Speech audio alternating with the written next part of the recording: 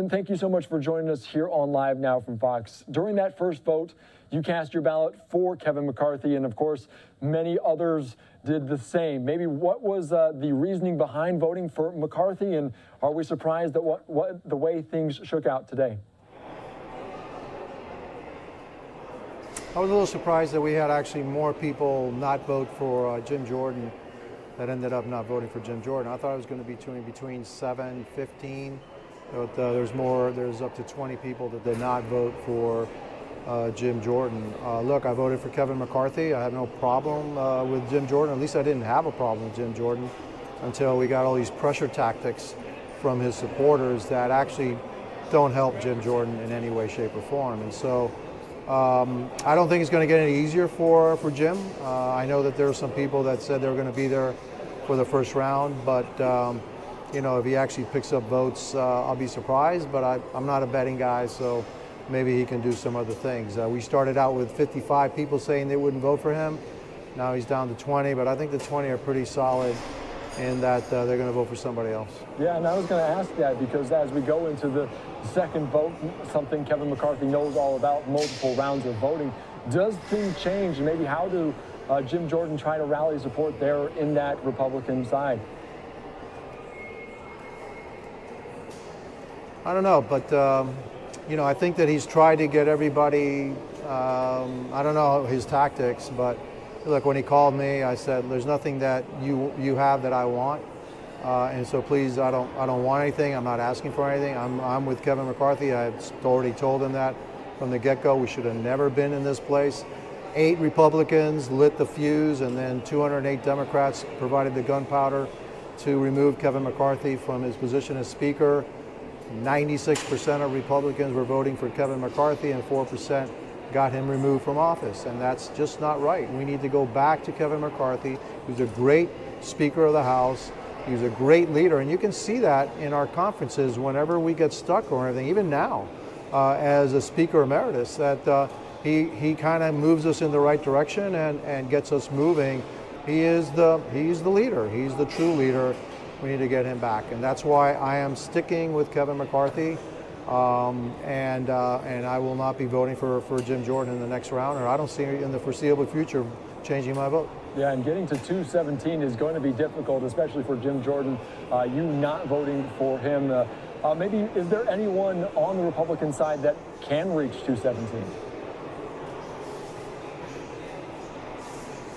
I always thought that Kevin McCarthy could reach 217. We just need to draft him. I know that there's 8 Republicans that maybe, you know, I think maybe some of them may be having second thoughts about what they have unleashed and maybe, you know, want to go back.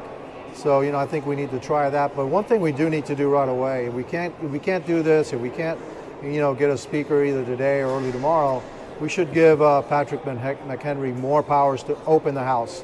It makes no sense to me whatsoever that the entire House comes to a screeching halt because of one individual. I know that it's the Speaker, but no organization that I've ever worked for doesn't have a contingency plan if something happens to their leader. This is the only place.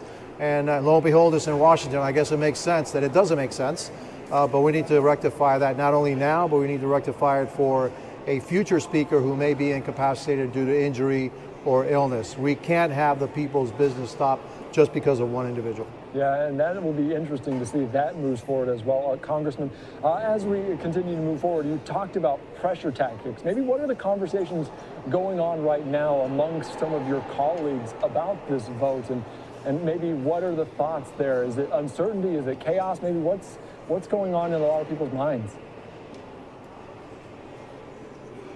Well, no, some of the people that didn't vote for Jim were really upset at the pressure tactics that were being incorporated by supposedly Jim's supporters, because he said that he didn't unleash them, but it certainly looked like it was coordinated, and he said that he had publicly stated that he wanted them to stop. Well, as their leader, maybe those people should have stopped because it really upset a lot of people. In my case, yeah, it upsets me, but it always says it's only going to cement my position. My position has never changed, never wavered. As this whole thing's been swirling around me, I've been for Kevin for 2 weeks, and I'm going to continue to be for Kevin. I think he's the right guy, the right person, to take us into the future. But if it's not Kevin, if that's not possible, then we need to find somebody that we can all rally around, somebody that's well respected by the the rest of the delegation, and then move forward. Right now, we're in this spot because eight Republicans and 208 Democrats got us into this mess. Yeah, of course, and trying to reach that threshold as well. It took 15 rounds back in January for Kevin McCarthy. Are we in for a similar kind of deja vu situation with this speaker vote? Listen, I don't think it's the same thing for Jim Jordan. I don't think it's going to get any better for Jim Jordan. And so, Kevin McCarthy, we stuck, and then whittled away at it.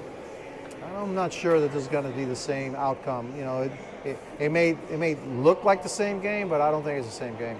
Yeah. So I may be mistaken, but I know that there were people there that have said they're going to be free agents in a little while. So I don't expect this to get any better anytime soon. Yeah, those are interesting free agents. Again, I may be mistaken. Okay. Yeah. All right, so, no, yeah. totally. My last question for you before I let you go, because obviously we're so focused on the House, but there's so much going on in the world right now. What do you think the perception is from the American people, from the world, of what's going on in the House? Well, look, again, we need to give more power to the Speaker pro tem. We need to open up and do the business of the House, the people's business. That's something. That's an issue. That's a institutional hole that we've got to rectify, regardless of what's happening right now. And then we can move forward with the things that we have to do as we kind of iron out how we can move forward with the next Speaker of the House. And so we will. This too shall pass. We will get there. Maybe we as a conference needed this because this has been boiling for a while. Apparently, even before I got here in Congress, has been boiling for some years, and so maybe we need this and to get it right. Sometimes, a team, when they have a defeat, they rally, they get together, they're a closer knit unit, and they move on, and then they have a really good season. Look, we have to understand that the opposition is the Democrats, the opposition is Joe Biden. And what we're here to do is carry out the people's business and make sure America's moving in the right direction. We need to get the right speaker in place, not just somebody here quickly. All right. Representative Congressman Carlos Gimenez there from Florida. We appreciate your time. Thank you for your insight as to be determined the next Speaker of the House. We appreciate your time, though, here on Live Now from Fox.